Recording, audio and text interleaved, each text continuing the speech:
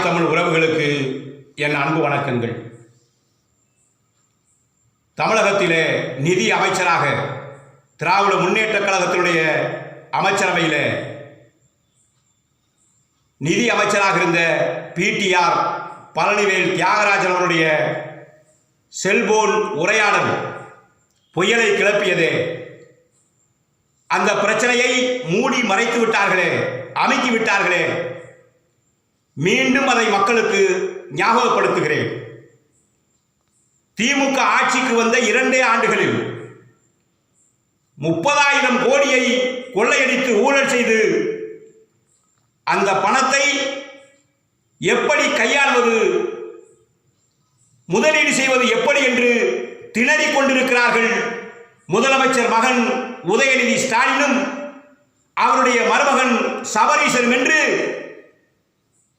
மாண்புமிகு பிடிஆர் பழனிவேல் தியாகராஜன் அவர்கள் தன்னுடைய செல்போன் உரையாடலில் பேசியது வெளியே வந்தது. புயலை கிளப்பியது, வெடித்தது பிரச்சனை. இந்த பிரச்சனைக்காக அனைத்து இந்திய அண்ணா திராவிட முன்னேற்றக் கழகத்தின் சார்பிலே நாடு முழுவதும் போராட்டம் நடத்தினோம். ஆனால் என்ன செய்தார்கள்? முதலமைச்சர் ஸ்டாலின் அவர்கள் மிக தெளிவாக இந்த பிரச்சனையை மூடி மறைக்கின்ற விதமாக அவர் என்ன கேட்டிருக்க வேண்டும்? இது பொய்யான செய்தி. அவருடைய உரையாடல் மிமிக்ரி செய்திருக்கிறார்கள். உண்மையான அவருடைய குரல் மாதிரியை நாங்கள் ஆய்வு செய்வோம் என்று சொன்னால் பரவாயில்லை.